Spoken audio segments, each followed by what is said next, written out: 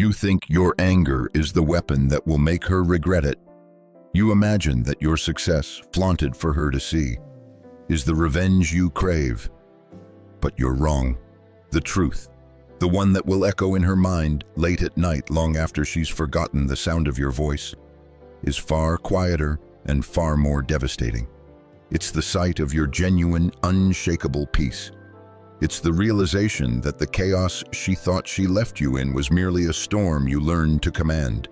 This isn't about hurting her. It's about becoming so whole that her absence is no longer a wound, but merely a fact. And that, for a woman who failed to see your value, is a ghost that will haunt her forever. If you're here, you've felt it. That cold, hollow feeling when you realize your investment, your time, your loyalty, your very soul was met with indifference.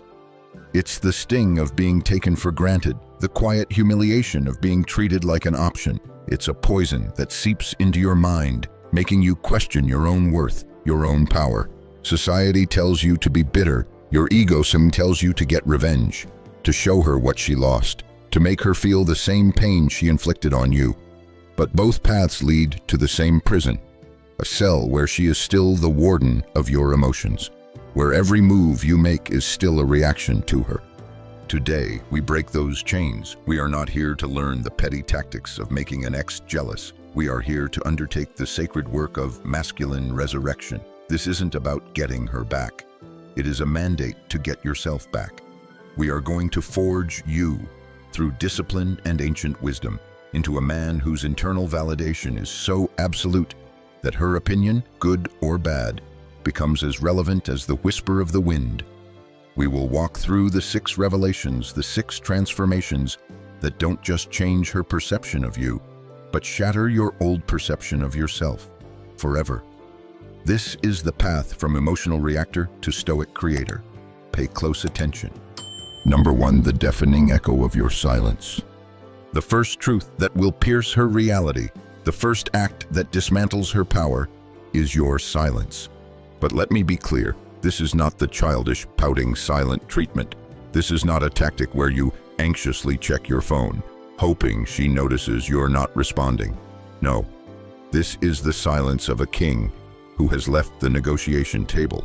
It is the silence of a man who is too consumed by his purpose, too focused on his mission, to engage in trivial battles. It is a silence born not of anger, but of ascension. The psychology here is brutally effective.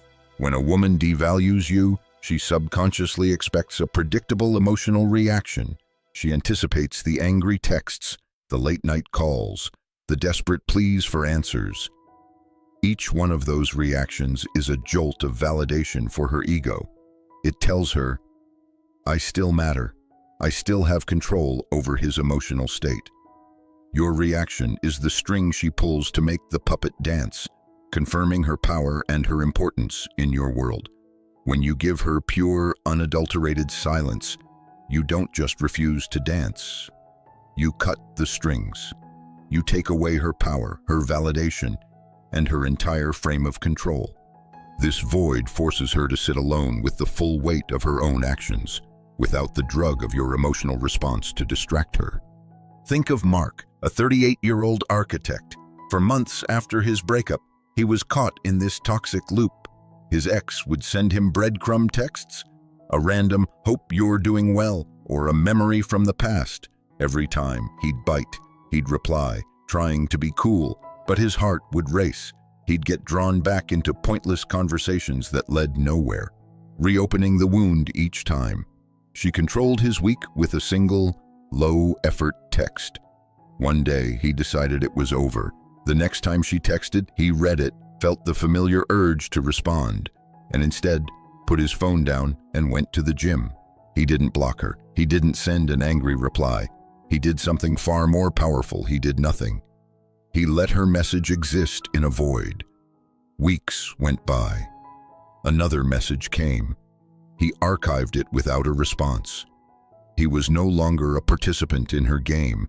He was the architect of his own peace, and her attempts to breach the walls were met with the unshakable foundation of his newfound purpose.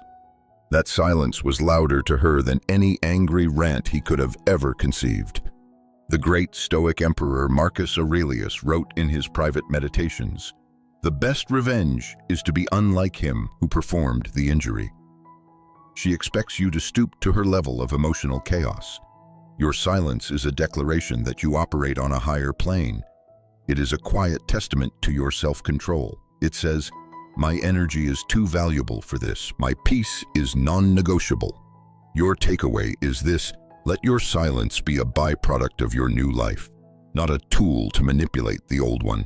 Get so busy building your empire that you don't have time to check for messages from a ghost. Her power over you existed in your response. In silence, you reclaim it all.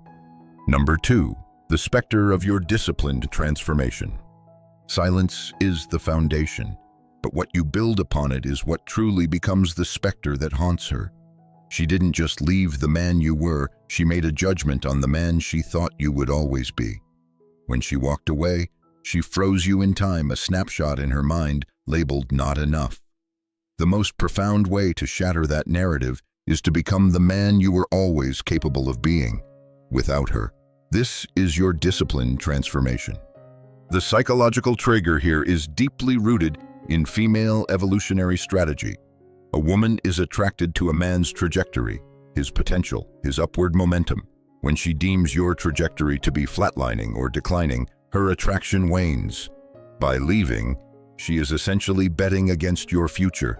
So when you, fueled by the pain of her rejection, radically commit to your own evolution, when you chisel your body in the gym, when you relentlessly pursue your financial goals, when you read books and develop a mind as sharp as a razor's edge, you retroactively prove her judgment catastrophically wrong.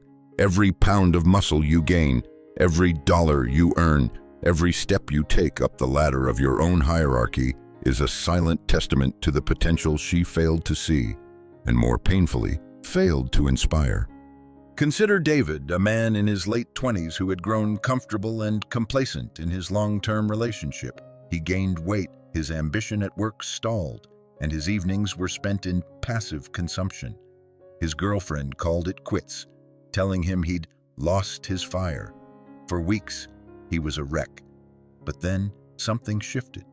He looked in the mirror and didn't recognize the man staring back. He took the pain and, instead of drowning it, he converted it into fuel. He started with one pre-dawn run. That became a gym membership. He replaced junk food with clean fuel. He started devouring books on business and philosophy. He put in the extra hours at work, not for his boss, but for himself. A year later, David wasn't just in shape, he was forged. He had received a promotion and was starting a side business. He carried himself with a quiet confidence that was magnetic. When a mutual friend showed his ex a recent photo of him, she didn't feel anger. She felt a cold, sinking feeling in her stomach. It was the feeling of having sold a stock right before it skyrocketed. The man she left no longer existed. In his place stood the man she always said she wanted, a man who was built in the fires of her absence. The philosopher Seneca once said, "It is not because things are difficult that we do not dare, it is because we do not dare that they are difficult."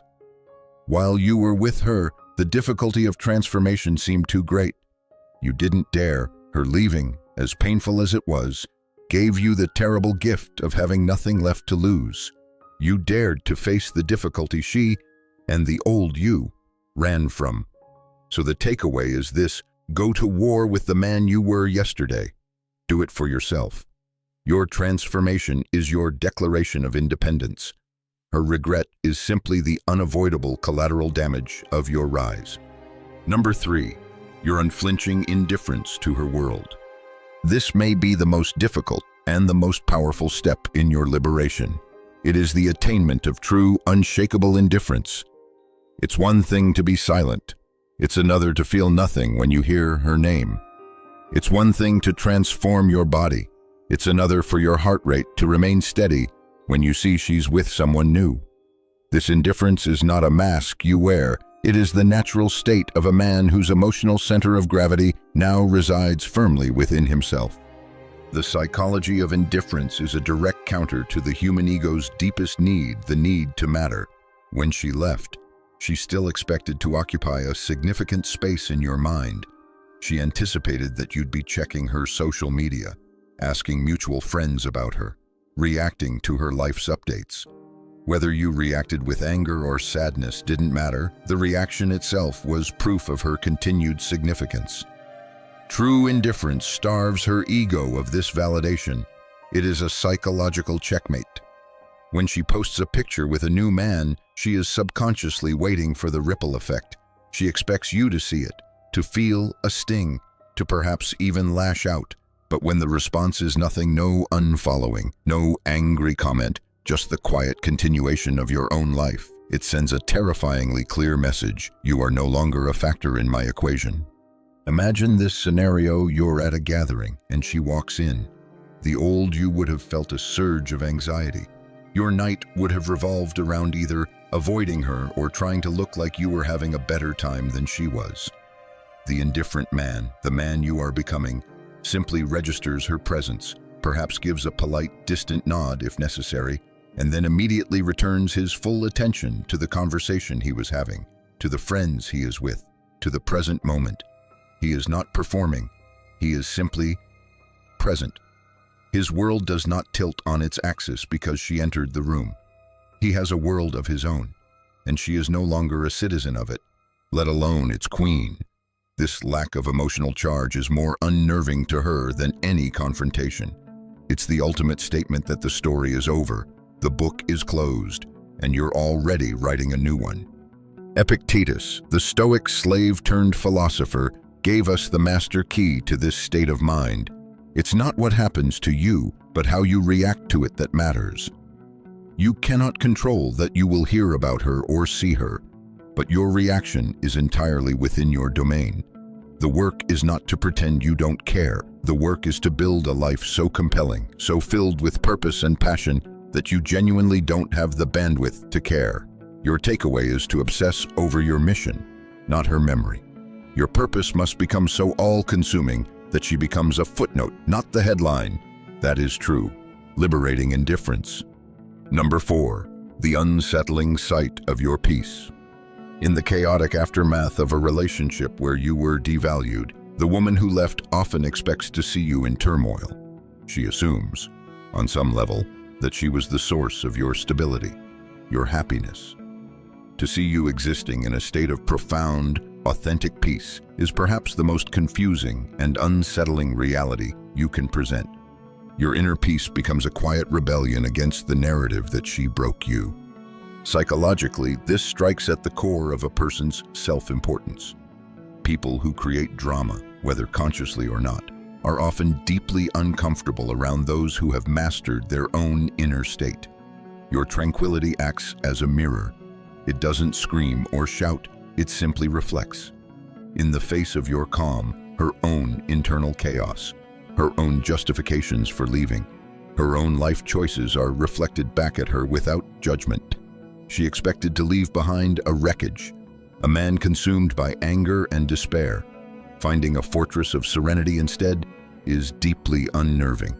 It suggests that not only did you survive her absence, but you are actively thriving in a way you never did with her. It subtly implies that she may have been the source of the chaos, not the solution to it.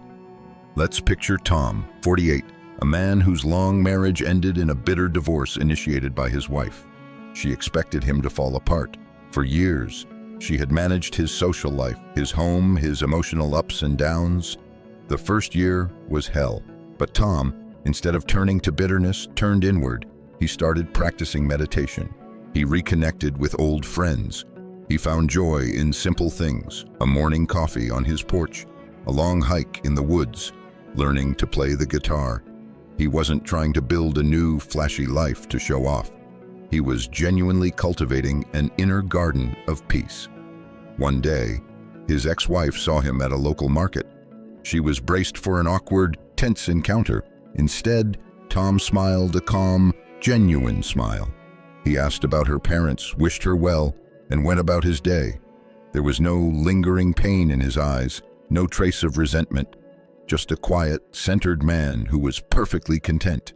That 5-minute interaction disturbed her for weeks. The man she thought she had crippled was standing taller and breathing more deeply than ever before. Marcus Aurelius gave us the blueprint for this state. He said, "He who lives in harmony with himself lives in harmony with the universe." The goal is not to project an image of peace, but to do the hard internal work required to actually achieve it. It is to find harmony with your own thoughts, your own actions, your own place in the world. So, the actionable takeaway here is to prioritize your inner world above all else. Meditate, practice gratitude, spend time in nature, cut out the noise, build a mental and spiritual sanctuary so strong that no external storm can ever shake its foundations. Your peace is your power. It's the one thing she can't take, and the one thing she will never understand. Number 5, witnessing you give another woman what she took for granted. This revelation is not something you seek out. It is the natural, inevitable consequence of your journey. After you have rebuilt yourself, after you have found your purpose and your peace, you will eventually attract a woman who is on the same frequency. And when the woman who didn't value you sees you give your best self your loyalty, your presence, your protection, your investment to a new woman who not only recognizes its worth but cherishes it, it provides the final, undeniable proof of the treasure she discarded. The psychology at play here is social proof and comparative value.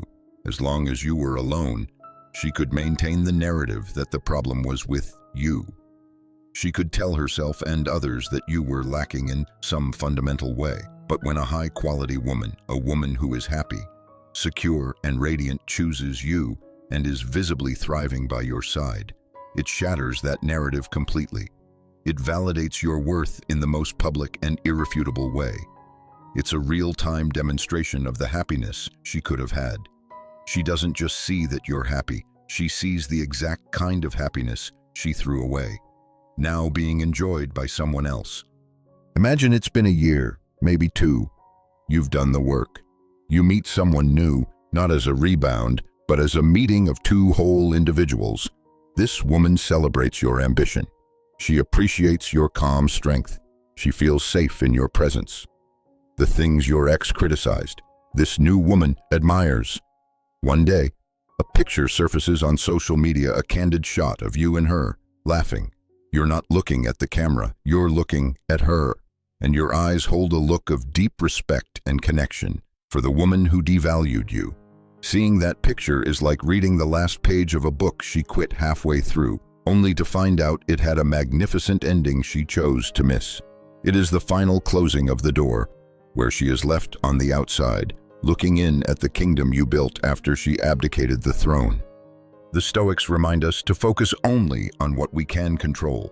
You cannot control who values you or who doesn't, but you can control becoming a man of immense value.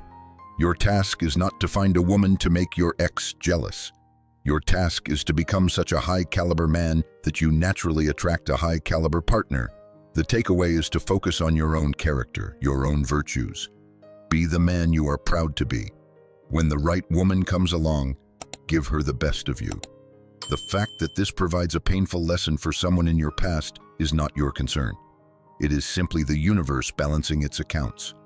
Number 6, the realization that you are building a legacy.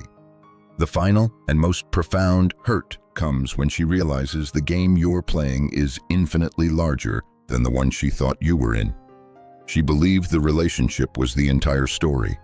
The truth that will dawn on her, slowly and then all at once, is that she wasn't even a full chapter. She was a sentence, a catalyst.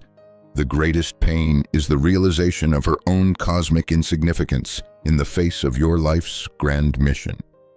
It's when she sees that you are building a legacy. This goes beyond personal success or finding a new partner. This is about your purpose made manifest in the world. A legacy is what outlives you. It could be the business you build that employs dozens of families. It could be the community you foster, the knowledge you share, the art you create, or the children you raise to be strong, virtuous human beings. When a man is truly plugged into his legacy work, He operates on a different timeline. He is not thinking about next week or next year. He is thinking about the next decade, the next generation. This level of vision is intoxicatingly masculine. And for a woman who operated on the level of fleeting emotions and short-term gratification, it's incomprehensible. Think of the man who, after a devastating divorce, pours his soul into starting a non-profit for troubled youth.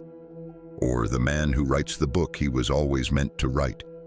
Or the one who builds his small company into an industry leader. Years later, his ex might see him being interviewed or read an article about his work. In that moment, she will understand. The arguments they had, the drama they endured, the reason she left, they all shrink into utter triviality in the shadow of the monumental thing he is building. She wanted to be his whole world, only to discover she was merely the friction he needed to launch his rocket into the stars. This isn't an insult. It is the fundamental truth of the masculine spirit. A man's love is immense, but his purpose must be infinite. Seneca urged us, the whole future lies in uncertainty. Live immediately. The man building his legacy is the embodiment of this principle. He is not waiting for permission. He is not looking back for approval. He is living immediately, building brick by brick, day by day, knowing that his work is his worship. Your final takeaway is this: find the mission that sets your soul on fire and give your entire life to it. Become a man of consequence, a man who is shaping a small piece of the world in his image. A man on his purpose is the most attractive force in the universe. In the end, you will realize the great irony. The pain you thought she caused was the greatest gift she could have ever given you. It was the insult that sparked a revolution. It was the pressure that turned the coal of your potential into the diamond of your character. Her disrespect was the obstacle that, as the Stoics taught, became the way to unshakable self-reliance, the way to a purpose that burns brighter than any temporary passion. This journey was never about her. It was never about making her regret or feel pain or come back. It was about you. It was about you finally answering the call to become the man you were born to be. The goal is not to inflict pain, but to become so rooted in your own masculine frame and purpose that you are immune to the pain of external validation. Her memory may fade, her opinion may become dust in the wind, but the man you become in this process, he is forever.